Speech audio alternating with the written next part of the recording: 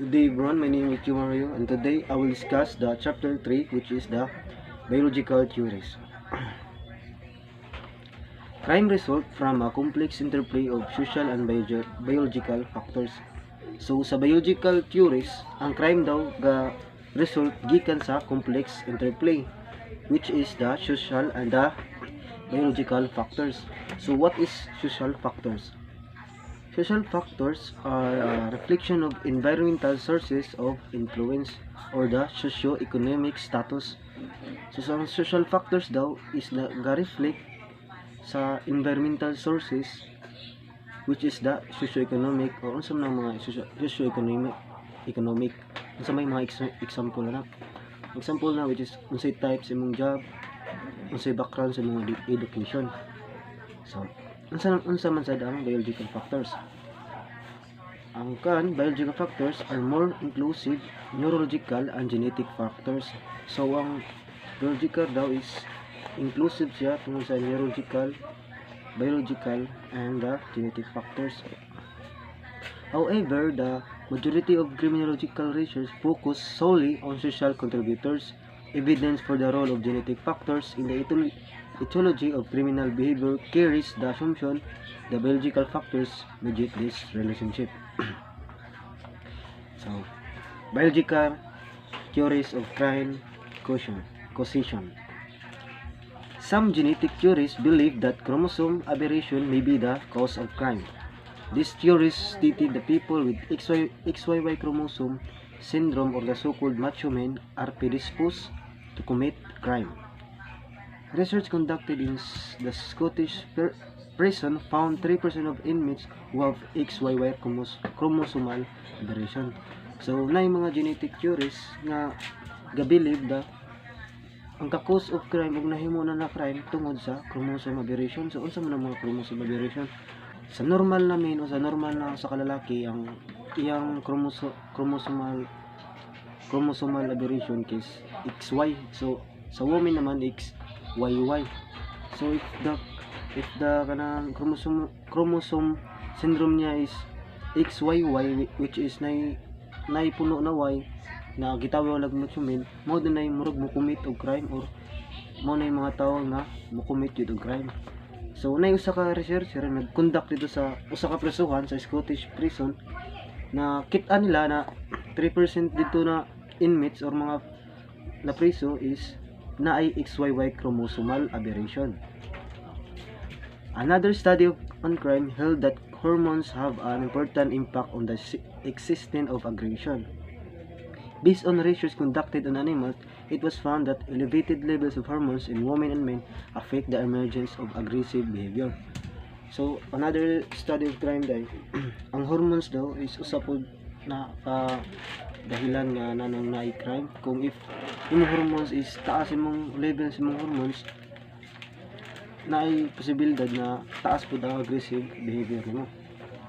Elevated testosterone levels will affect the increase in aggressive behavior. So, ang testosterone sa diapod, if high level ng testosterone, maka-increase po di aggressive behavior. While subtracting testosterone levels will act to reduce aggressive behavior.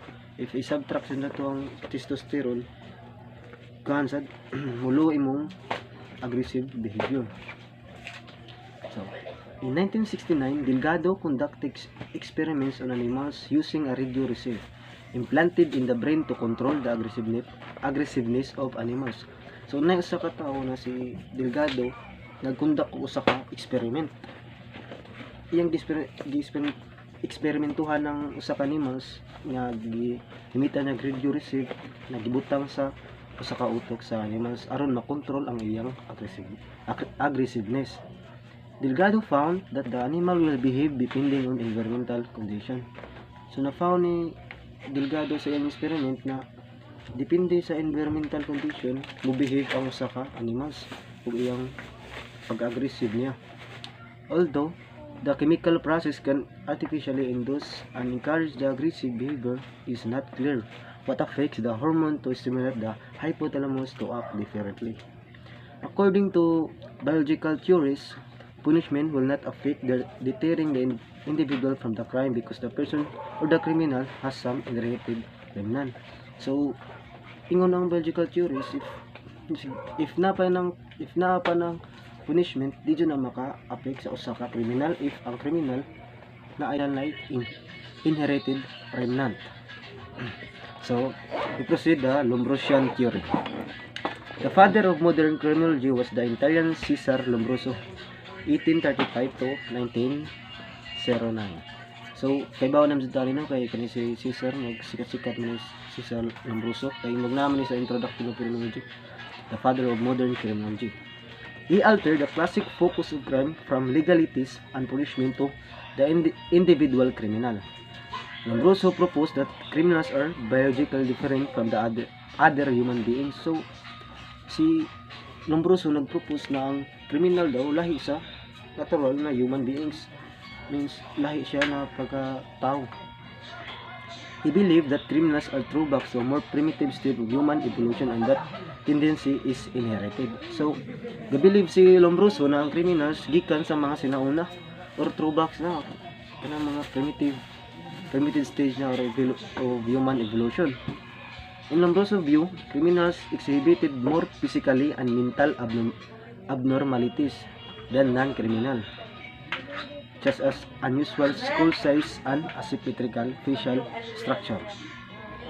So ang view ni Lombroso sa criminal is more in physical and mental abnormalities.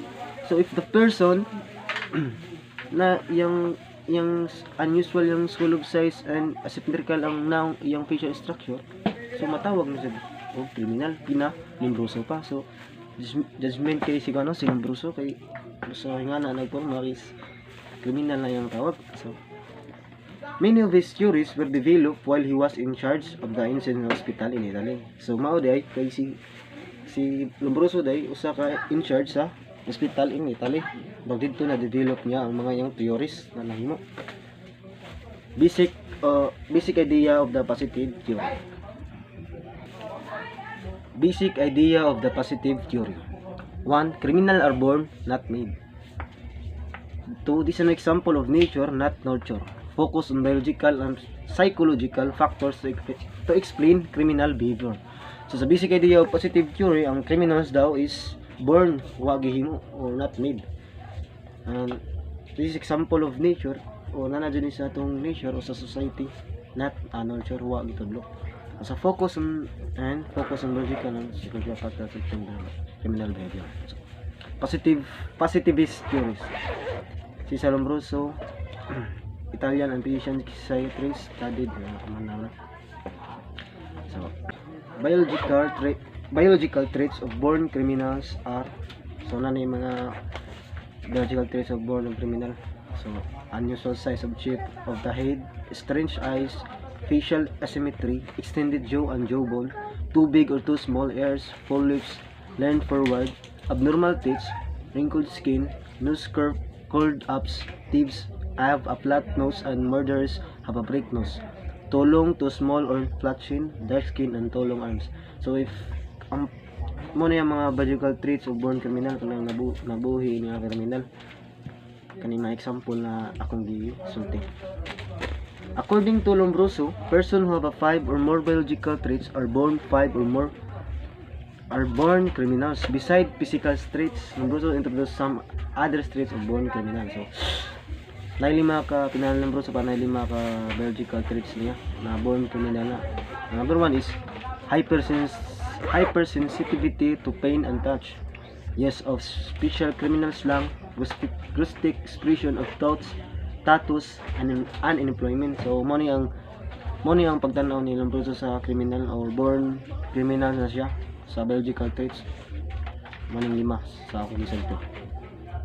Lombroso later changed the theory of born criminal and develops new theory classification of criminals and made into 3 categories. So later on daw ang katong theory na gisulti ni Lombroso na kaning 5% of born traits iyang gi-change kay basig murag na kasing ayon dito kay kita ka na nakita tapos is criminal na ka murag way mo kuan doon way mo tuo na ingan ang kuan gawa sa theory. di makabaluhan. Sa mga to gi-change ni Lombroso yung theory. Nadya tulo ka sa theory kanang categories. First, born criminals, 30% of all criminals. Abnormal criminals kay idiots, imbeciles, melancholics, paralytics, epileptics person, alcoholic, and hysterics. The third is occasional criminals, which is the criminaloids, pseudo criminals out of habit. Goring criticized Lombroso on the issue of born criminals and found that such thesis is inaccurate as well as dangerous. Goring concluded that no one is criminal until he or she commits a crime. So, nasa katao na si Growing, gi-criticize ang Lombroso na theory, which is the katong born criminal. Kay inaccurate man siya, tapos dangerous at siya, kay di ba? Mataw pa ka criminal na, no? So, ingon sa si Goring na no one is criminal until he or she commits a crime. So, why criminal ug di siya mo commit og crime? So, muna yung ka-Goring. Hindi, nasa sa katao ng pangalan is Houghton. Houghton confirms Lombroso's thesis based on the research he made on 1,400 criminals and 3,000 non-criminals from federal states of US. So, Houghton nag-confirm na si Lombroso is nag-base sa research sa iyang gihimo na 1,400 criminals and 3,000 non-criminals gikan sa federal states of US. Lombroso's theory was popular in his time, but it was debunked. Some ideas pulled out favor on science as well as in politics with time. Lombroso's views on crime are still present today and in the form of stereotypes on some minority of groups. So, ang Lombroso kay popular dun sa una na iya pang time, no? But na-debunk na sa uban mga theorist kay na bro, di kayo kanyang pag sa born criminal kato yung born criminal dako kay issue yung born criminal ba. Further studies of Lombroso's thesis was made by Goring in 1913 and Houghton in 1939. So, pagdugay lang studies na ilang ibuan ng Lombroso's thesis, kang Lombroso na thesis is gikan di ay ni Goring ug gikan po ni Houghton. Criminology theories of crime overview and criminology theoretical school of thought. Jordan is interested in criminology and has heard things before the Enlightenment were pretty bad for criminals, but still not quite somewhat the classical school of criminology is about. To understand the classical school, Jordan teachers tell him to remember the 5 key principles of the classical school of criminology. So, ang una, rationality. The classical school assume that people have force, will, and they choose to commit crime. Muna ang una. So, ang ikaduha is hedonism.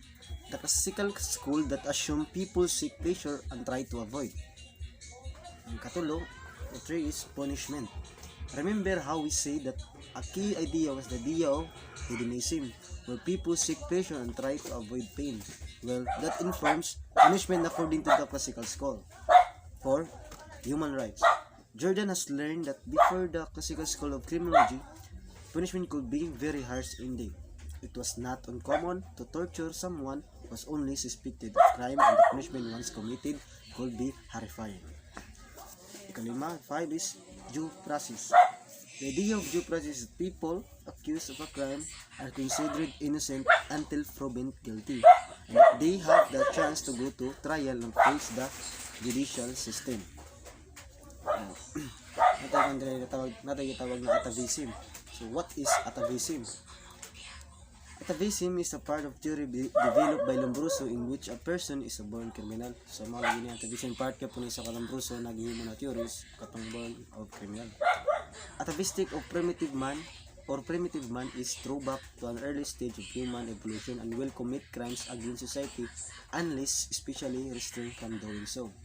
The term atavism is most commonly attributed to Cesar Lombroso's work, and he believed that some people were simply born criminal. Victim precipitation is a criminology theory that analyzes how a victim's interaction with an offender may contribute to the crime being committed. The theory is most commonly associated with crimes like homicide, rape, assault, and robbery. Under this theory, the victim is viewed as a participant in the crime. This happens in the ways: first, the victim is participants in the crime who acts first, and the second is the victim is encouraged or provokes the offender to commit the crime. So under this theory daw, na duha ka way na pagtan-aw sa usa ka krimen. Ang una is katong victim nagparticipate ang victim na nag-act sa crime mo na ang first. Na kaduha is ang the victim ang encourage sa usa ka offender to provoke to commit the crime. William Sheldon's theory. So first, who is William Sheldon? So William Herbert Sheldon Jr. was an American psychologist and numismatist. So he was born on November 19, 1898. So he created the field of somatotype and constitutional psychology that correlated body types with temperament, illustrated by his Ivy League nude poster photos. He claimed that a body type could be linked with the personality of that person. So iya gi-claim nga ang body type kuno kay pwede siya malink sa usa ka personality sa usa ka tawo. He says that a fat person with a large bone structure tends to have an outgoing and more relaxed personality, while a more muscular body type person is more active and aggressive.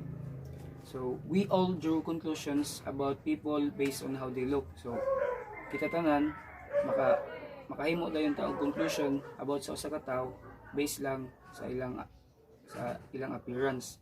So as humans, we tend to label folks or describe them in few words based only on a quick glance. So for example, makakita ko na itagkuan kanang person nga dagag dato, so ato dayon gi-label na nga person as a kuan dayon as a bad person or na siya bad nga personality.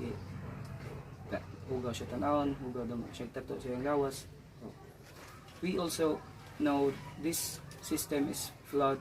You cannot actually judge a book by its cover. So muna di gina to makuan ang sabutan na kanang di na to ma-judge ang usa ka person based lang sa iyang appearance. So we know that we can't judge people based on appearances, but some interesting observations on the subject were made by William Sheldon. So ibaw kita nga di na to ma-judge ang usa ka person based lang sa appearance, pero naay mga interesting observation about ani nga subject nga nabuhat ni William Sheldon.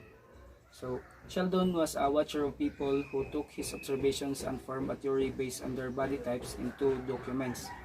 So ang observation based lang sa observations ni William Sheldon sa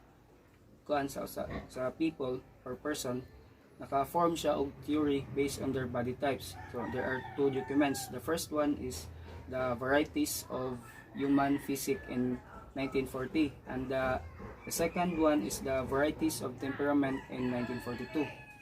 So Sheldon used his observations to classify body types into three categories.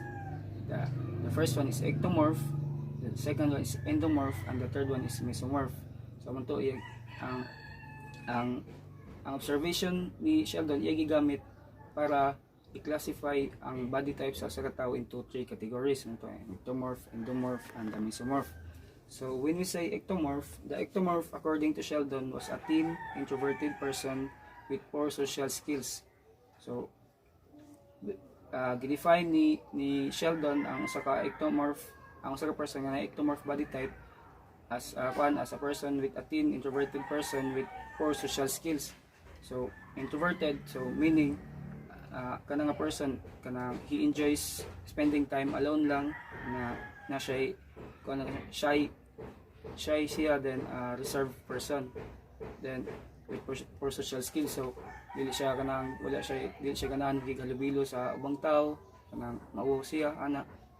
Then these characters possess the ectomorph body type. So narrow hips, so ang yang hips gamay, and yung shoulder sad gamay, ya face gamay sad, then yung ang iyang chest gamay sad, then skinny arms and legs. So kanang iyang arms, then ang iyang legs kay niwang ana, then high forehead. So sa Bisaya pa ni murag kanang dangason siya. Then ectomorphs were thought to have the following personality characteristics. So socially awkward sa mga to, kanang ma-awkward siya if kanang makig-socialize siya sa ubang tao nga. Then self-conscious, so meaning kanang concerned siya sa with the way nga unsay kanang with the way people perceive him, kanang unsay pagtan-aw sa ubang tao sa iya, kung unsa iyang appearance, kung ba okay ba sa kanang conscious siya sa iyang kaugalingon. Then introverted and private, sa mga to introverted, kanang siya he enjoys spending time alone nga, mawawon kayo siya. Then artistic, then the last one is thoughtful, so meaning kanang given to or made with heedful anticipation of the needs and happiness of others. Then the second one is endomorph. So now reverse thinking, so murag ang kaning endomorph kanang mo ni siya kanang kabaliktaran sa sa ectomorph. So what personality jumps into your head when you think of Santa Claus? Do you naturally associate a jolly, fun personality with people who are rounder in physique? If so, you're putting Sheldon's body type theory into practice. So if you kanang see a person nga nay rounder body type or kanang may pagka-chubby siya, then yung pagtanaw ng tao kay sa siya ka-jolly or na siya fun personality, then you are already practicing daw the theory of Sheldon's about body type. So Santa Claus possesses the endomorph body type, which is rounder body and more relaxed personality with the following physical characteristics. So pear shape or round, so ano to kanang may pagka-circle iyang sa iyang lawas, kanang may pagka-chubby siya, then with wide shoulders, so lapad kayo ang iyang shoulders, then ang iyang hips sad lapad kayo, then high body fats in all areas including arms and thighs. So there are kanang a large amount of fats found in kanang in his or her body, kanang including sa kanang dili sa iya arms, then ang sa dili sa thighs, sa paa niya. Then slim ankles and wrist, adding to the funny characteristics. So ang iyang ankles kay niwang kanang kay siya, then hasta ang iyang wrist. So Sheldon thought endomorphic people had personalities that were outgoing. So outgoing, so meaning openly friendly and siya kanang responsive siya nga person, and funny, so mga to kanang na siya pagka jokers nga side sa iyang then also loving siya, kanang mapagmahal kayo siya nga nga sa katao. Then laid back, so laid back so na meaning kanang having a relaxed style or character. Then attention seeking, so kanang he always wants to be recognized, and he kanang ganahan siya kanang mabantayan siya sa ubang tao yun nga matagan siya attention sa ubang tao. So the last one is the last body type kay mga to kanang mesomorph. So when you think of mesomorph, picture Bradley Cooper or Angelina Jolie. So kani si Bradley Cooper og si Angelina Jolie kanang usa ni sila ka Hollywood actor o actress. So if you if you already saw Bradley Cooper and Angelina Jolie, kanang picture out nimo ang body type sa usa ka mesomorph. So the mesomorph is a square body type with an active personality and considered a more desirable body and personality. They have the following physical characteristics. So broad shoulders and narrow waist. So ang iyang shoulders kay kayo dagko iyang shoulders, then ang iyang waist kay gagmay ra kung sa kanang sa Then a trim or muscular body with a strong feel. So gyud siya kanang muskulado yung lawas. There are a lot of muscles found is kanang for example yung biceps, yung triceps, yung legs, then mga kuan, then proportionate facial features. Not only did they get the goods on lock, so according to Sheldon's theory, they also had the following qualities. So muna to kanang outgoing, so pareha sila sa endomorph, kanang na sila outgoing sa nga personality, meaning kanang openly friendly and responsive sila nga person.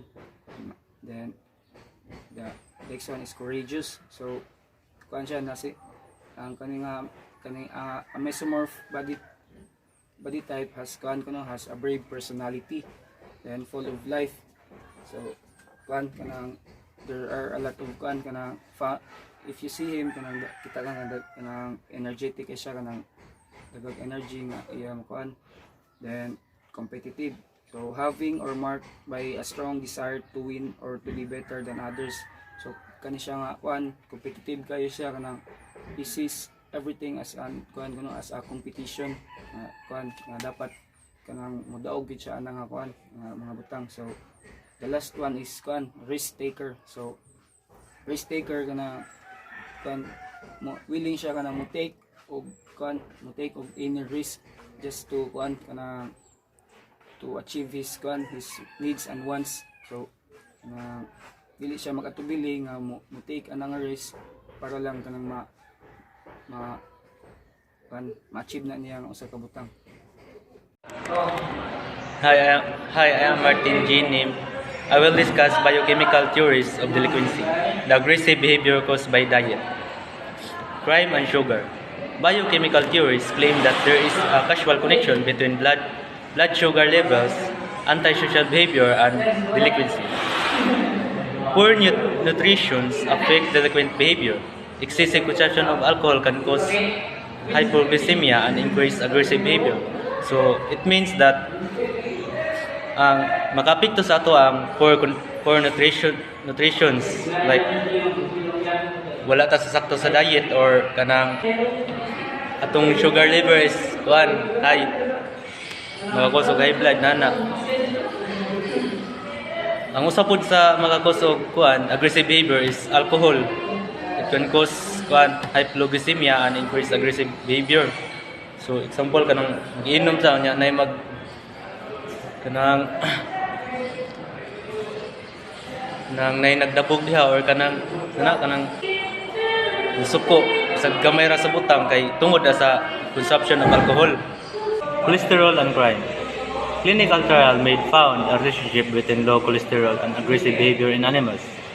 Measurement of cholesterol level of violent offenders were compared with the measurements of records of non-offenders based on gender and age, etc. Low levels of cholesterol can cause hypoglycemia. So it means that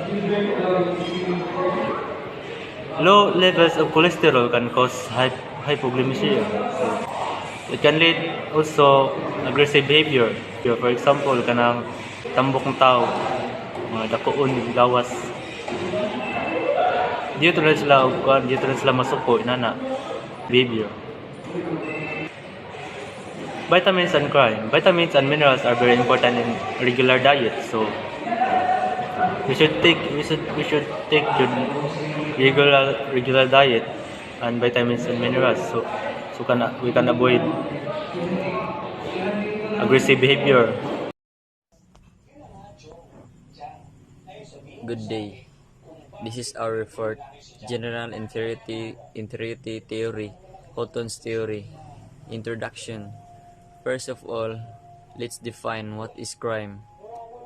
Crime is the result of the impact of environment upon low-grade human organism, and that criminals were originally inferior people. Crime exists because there are some inferior people who are responsible for them. Some of the description of inferior people who are potential criminal starts. Sneaky little constitutional inferiors, thieves, wiry, hard, beaten, taught, and notably undersized, robbers, tall thin men, murderers, tall heavy men, forgers, Short Hebeman Rapis, Proposal on how to deal with crimes and criminals. Criminals should be permanently exiled to self-governing reservation, isolated from the society, sterilized to prevent future offspring.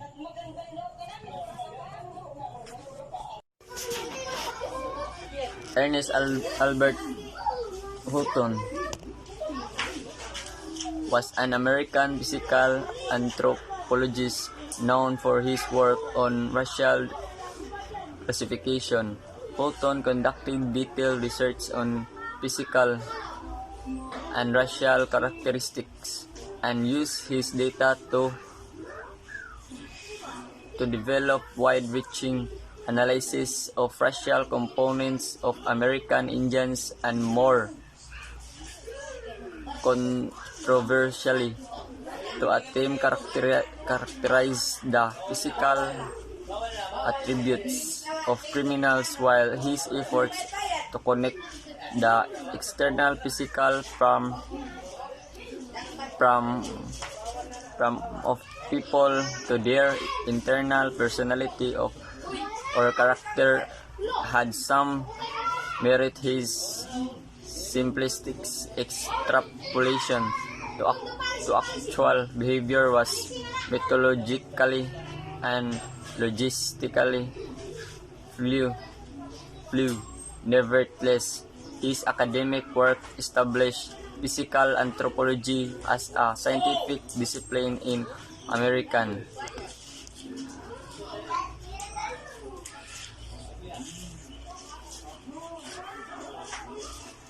universe, and his writings awakened the general public's interest in this field. Thank you. Good day, I'm here to report about Houghton. Houghton advocates a Causation approach to the claims of evolutionary origin of the human race, especially right after events connected to the discovery of Piltdown Man, in which has proven to a hawk. It has been a great slap in a face to the scientific community. So, ano to, then sa Houghton di ay nagsusi siya si Houghton dara iyang message ay no anthropologist is justified to reconstructing the entire skeleton of unfamiliar type of fossil man from the parts of skull cap, one or two teeth, and perhaps a few oddments of mandible, jaw bones na ay tuno. Ang one kay jaw bones and long bones. Inferences concerning the missing parts are very precarious unless more complete skeleton of other individual of the same type are available to support the reconstruction. Then, nagisuwatan ni Houghton kay 1937 o 1970 ang nakasuwat diri sa libro. Then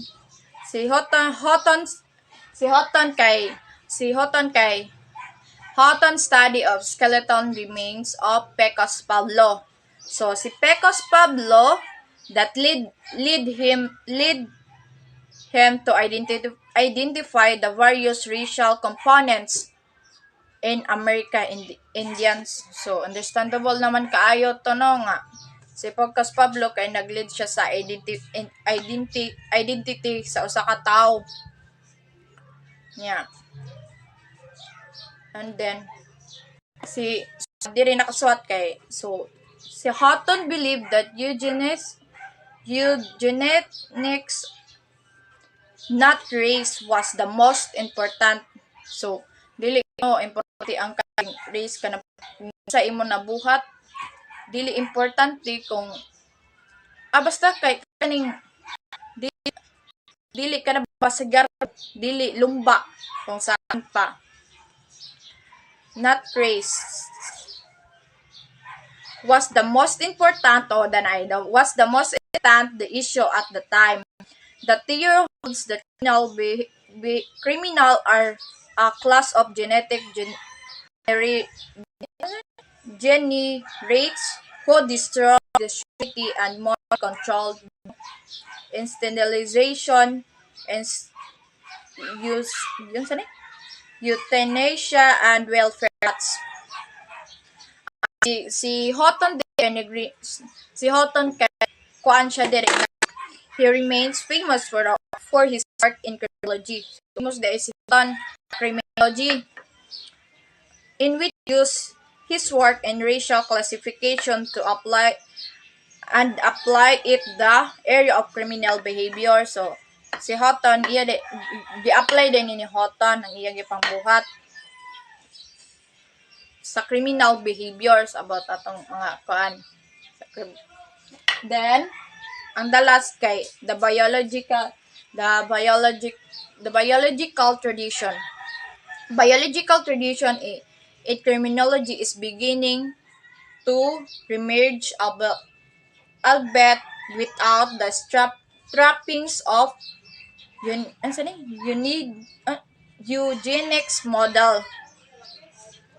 So dire di ay nagsugod ang remage di ay si ang dire nagsugod ang criminology. Criminology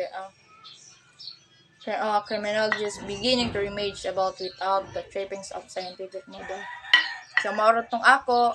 Thank you. Good day, I am Honoris B. Malata and I will be reporting about Chapter 4 or the Psychological Theory. So first, have you ever wondered why crime is committed and why crime is present in our society? So first, we are going to tackle about the psychodynamic theory. So first, what is psychodynamic theory? So psychodynamic theory is strongly determinist as it views our behavior as caused entirely by unconscious factors over which we have no control. Wala tayo control. Unconscious thoughts and feelings can transfer to the conscious mind in the form of parapraxis, popularly known as Freudian sleep or sleeps of the tongue. So, psychodynamic theory, also known as psychoanalytic psychotherapy, helps clients understand their emotions and unconscious patterns of behavior. By talking through these emotions and behavior with a social worker, clients come to know themselves better and make better decisions for themselves. Next is the behavioral theory. So, an example of behaviorism is when teachers reward their class or certain students with a party or special treat at the end of the week for good behavior throughout the week. The same concept is used with punishments. The teacher can take away certain privileges if the students misbehave. And lastly is the cognitive theory. So cognitive theories are characterized by their focus on the idea that how and what people think leads to the arousal of emotions, and that certain thoughts and beliefs lead to disturbed emotions, and behaviors and others lead to healthy emotions and adaptive behavior. So overall, psychological theories of crime say that criminal behavior is a result of individual differences in thinking process. So at the end of the day, we are the ones who kanang kita dyan makabuhat sa atong mga actions, and dapat yun think wisely and think smarter.